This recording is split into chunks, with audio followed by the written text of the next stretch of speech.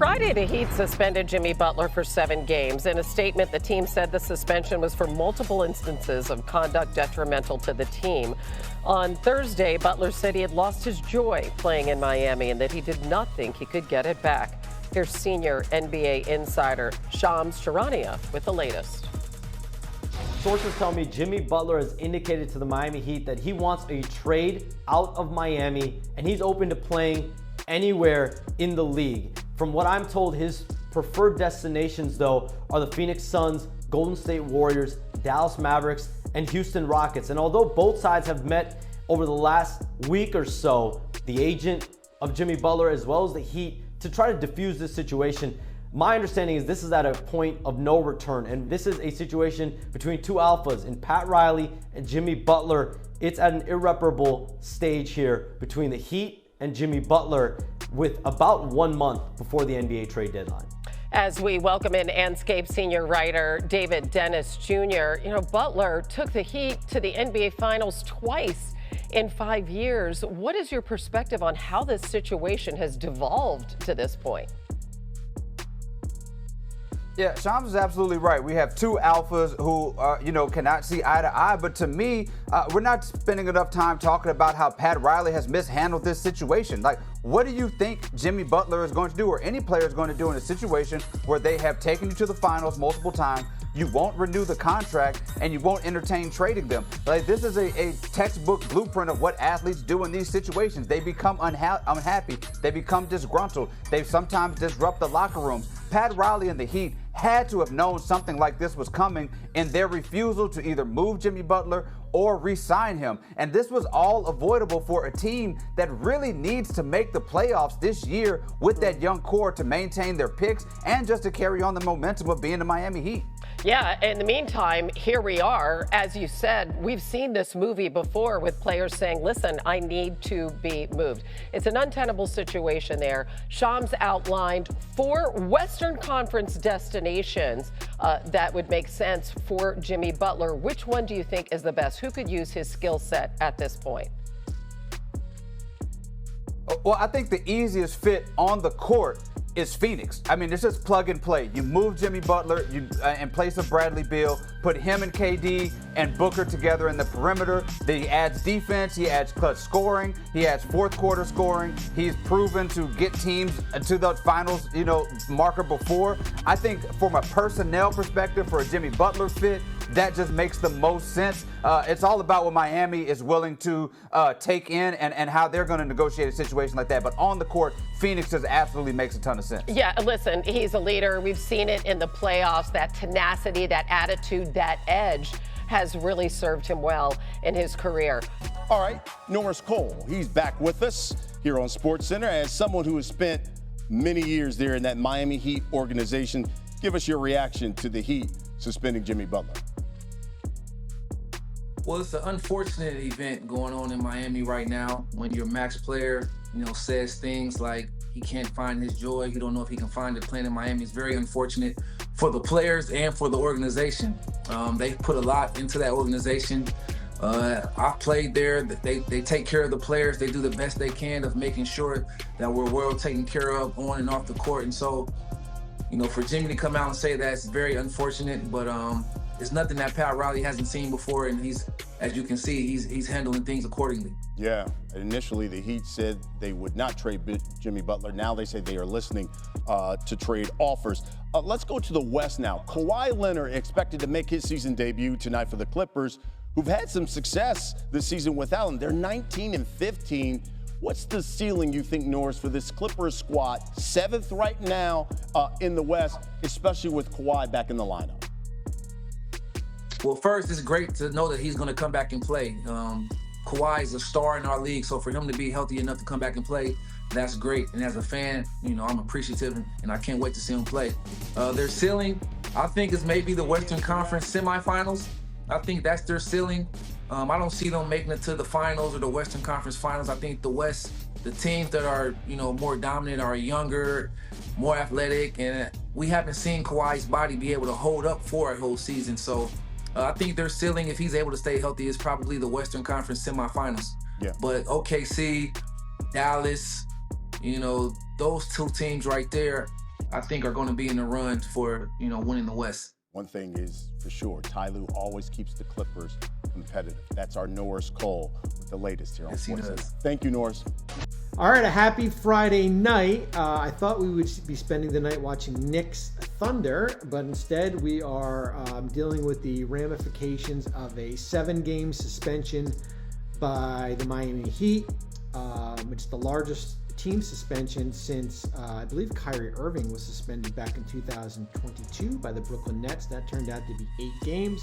The suspension takes into account conduct detrimental to the team. Apologies, I had put out a incorrect fine amount, which is a different formula. There's 3 different formulas when you're doing the suspension amounts. There's one that's called failure to render services. That's what we call the Ben Simmons fine amount, which is 191.6 of a player's salary. That was the one that we had calculated first. That was the higher amount, which was at 3.7. And then there's the conduct detrimental to the team, or if the league suspends a player for fighting for less than 20 games. In this case, it's 7. It's 1/145th of Butler's $48.8 million salary. Comes out to roughly $2.35 million.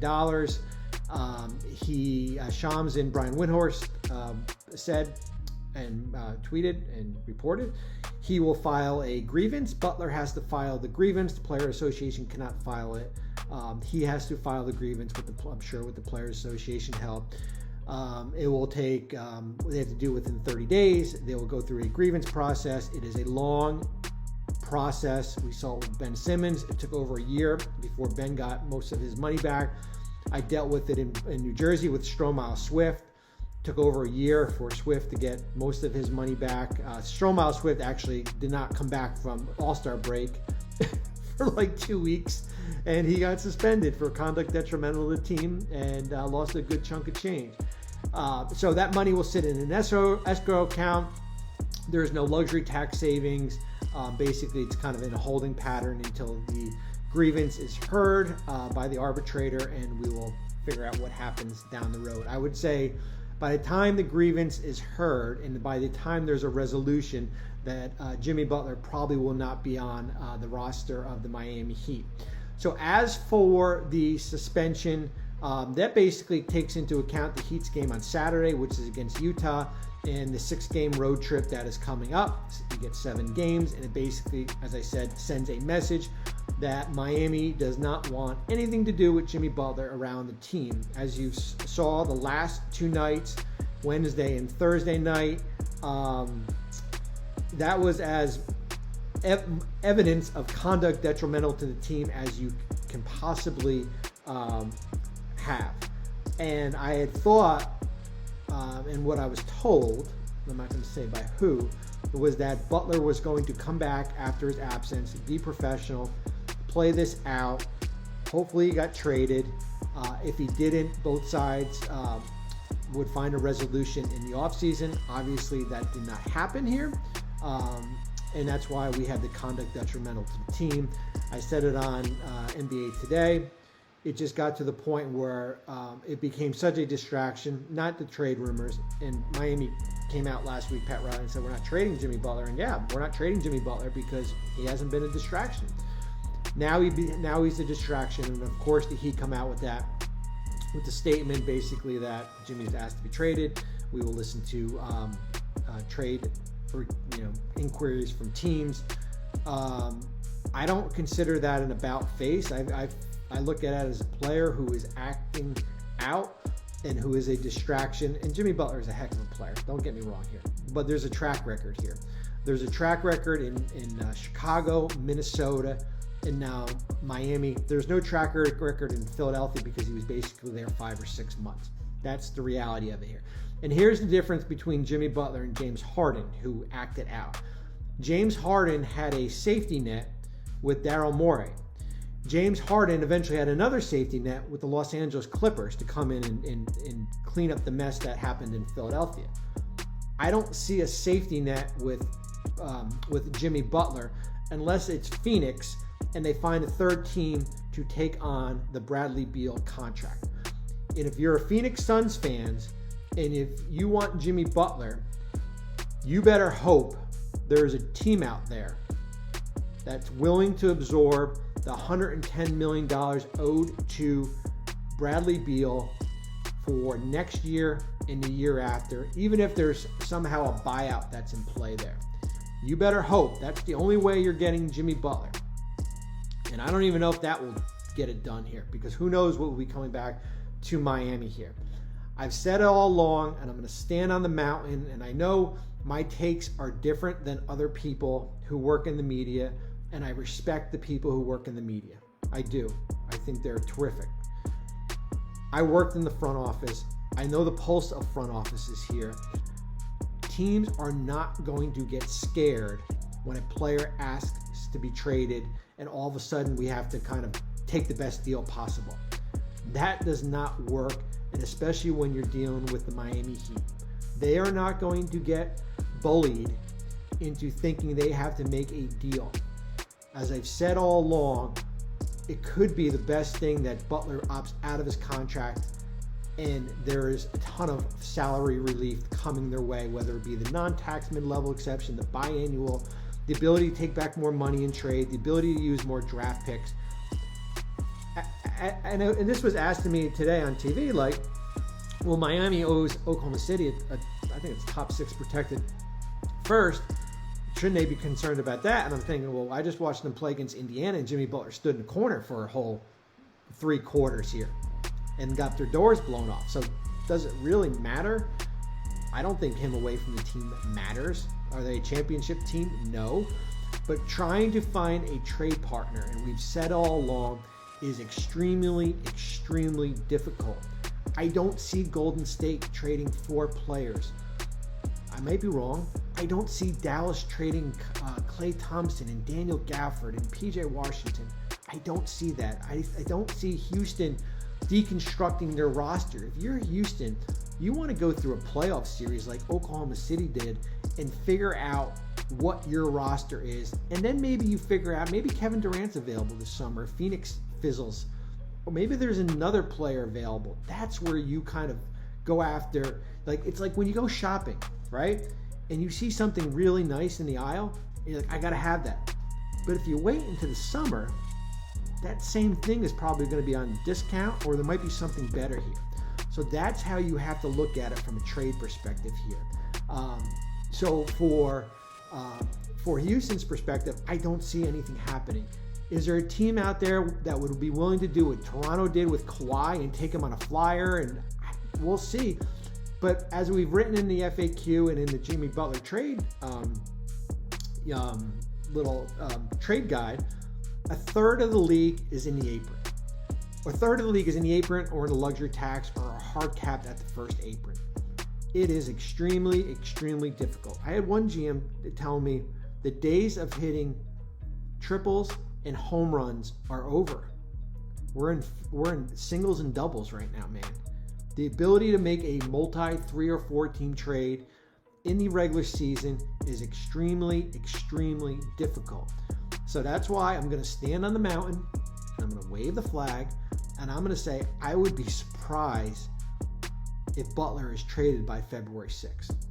Just because I don't see anything out there, but we still have 4 weeks to try to figure out things. Someone might get desperate. Someone might do something crazy out there.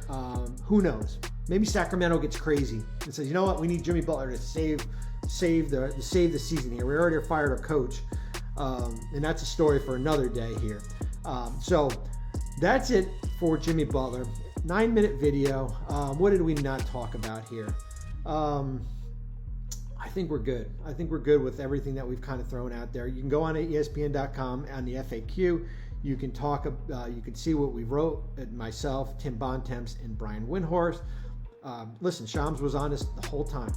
He nailed the story. He got it right. People were hitting him with bow and arrows. Certainly a lot of Heat people here. Certainly the fan base, I mean, and he got it right with this here. And it was I'm going to ask to be traded. Then it was a soft request. And then everything that kind of unfolded through this day. And Miami just gets to a point where it's like we cannot have this guy around our team anymore. I think the big thing is going to be is what happens when the Heat come back from this West Coast trip. Their first game is January 19th against Victor in San Antonio. What happens then? For now, though, we'll just have to wait and see. Hey, what's up, guys? Jag from Jaggy Sports here. Houston Rockets, Phoenix Suns, the Golden State Warriors, and the Dallas Mavericks. What do they have in common? They have one thing. Jimmy Butler has them on his trade destinations. But as everybody in the world knows, that he is willing to go anywhere but stay in Miami. That is what he stated. And then all of a sudden, Miami Heat suspends him. So Shams, obviously you saw that he's saying that Miami wants to trade him now. They're not going to wait. They are not going to wait until the offseason. I mean, it makes perfect sense if they do, right? Because the financial flexibility and yada, yada, yada. But at the end of the day, they don't want this distraction from Jimmy Butler. And they want to take advantage of any potential big-time deals. Houston Rockets are out. They don't want Jimmy Butler. Neither do the Dallas Mavericks. So that just leaves two teams, correct? Except Memphis Grizzlies. Now, Memphis Grizzlies have emerged as a potential team that would land Jimmy Butler. They went from 3,000 odds down to 400. Now, surprisingly, Luke Kennard, John Conchar, and Desmond Bane are all out with an injury. How convenient. How convenient that those three individuals are out and then Jimmy Butler is out, obviously due to suspension. So everybody knows that when you are about to do a trade, you hold the people in that trade out so they don't get injured, so they don't ruin the trade details and whatnot. So now all those guys are out. And how convenient.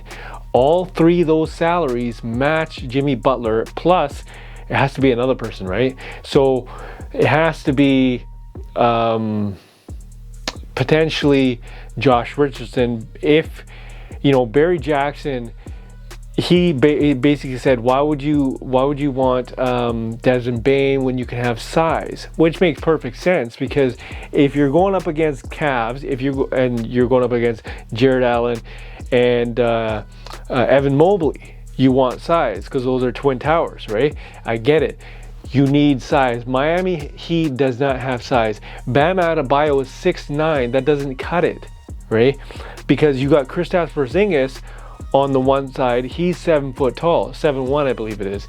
How are you going to compete with that, right? You need toughness. You need big bodies. And so Barry Jackson was suggesting, hey, why not take Desmond Bane out of the equation and don't include Jaren Jackson, but include Brandon Clark? But my thing is, Brandon Clark's only 6'8". How are you going to compete with a 7-footer? Like 7'1" or whatnot? You got Jared Allen, you got Evan Mobley. How are you going to compete with that, right? I forget the guy's name. He's 7 foot tall. I keep forgetting his name. 23-year-old kid, 7'1". He makes $12 million, I believe, or something. No, not 12 million. He makes $3 million, and he's gonna make $6 million next year. Off the Grizzlies. Totally forget his name, but he is legit. Al something. I'm sorry my apologies if I butchered the name or if I don't know it. But at the end of the day, he's what you want. You want size, right? You want shooting. You got Luke Kennard. John Conchar is actually a sharpshooter. He doesn't get enough minutes. He gets 15 minutes a game. That's clearly not enough. He's only averaging three points per game. He is a guy that you want, right? If you're Miami Heat, you want sharpshooters and you want size. So if I'm Miami Heat, I'm asking for Luke Kennard. I believe he has a player option next year. He's shooting 43% from the field goal line, or from 3-point, and he's basically fitting into the Miami Heat system. You want John Conchar, which is a sharpshooter, up and coming, and you want size. Barry Jackson is saying Brandon Clark all the way. I don't know about that. I say Barry Jackson, or not Barry Jackson. I'm saying Brandon Clark and that kid, the 23-year-old kid, 7-footer. I would want him. That's all I'm saying. But right now, as it stands, a trade is going to happen. Jimmy Butler will get traded in the next couple days. Things are just heating up. Things are just heating up. There are talks. Pat Riley is talking to the Memphis Grizzlies, and quite frankly, a trade will happen. So, you know, I'm not saying it's definitely going to be the Memphis Grizzlies, because it's, you know, it could very well be Golden State Warriors, even though a report came out today that Golden State Warriors are not interested in Jimmy Butler.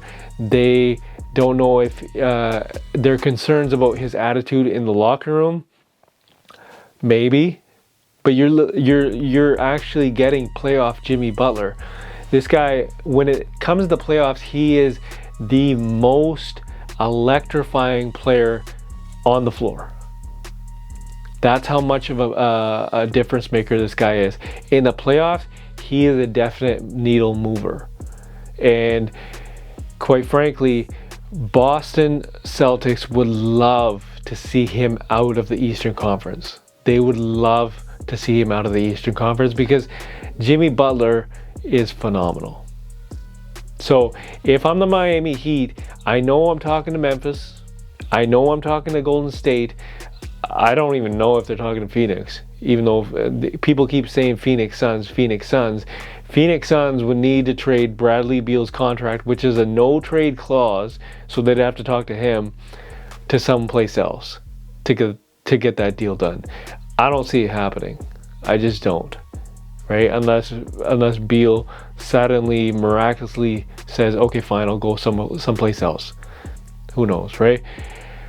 Bradley Beal, I don't know if that's going to happen. But another interesting one is San Antonio Spurs, because the San Antonio Spurs have the flexibility. They got the draft picks. They can eat his contract right away, right? And quite frankly, if it was just for the draft picks, it would happen in 2 seconds. But Pat Riley stated that they are not a rebuilding team. They want to win now. So they want guys that can win now and in the future. And quite frankly, I know Milwaukee Bucks was in there, but I get it. You're not really getting up and coming like promising young talent, because Chris Middleton is not that anymore. He's past his prime, injury ridden. So it's got to be Memphis, because all the bet makers are saying Memphis Grizzlies are emerging as a potential trade partner for Jimmy Butler. So hit that like button, hit that comment button, and make sure you comment saying, where is Jimmy Butler going to go? Where is Jimmy Butler going to go? According to you, I would love to hear your opinion. And not only your opinion, I want to know why and for who. So make sure you hit that comment button and tell me what your thoughts are on where else does Jimmy Butler fit. This is Jag from Jaggy Sports.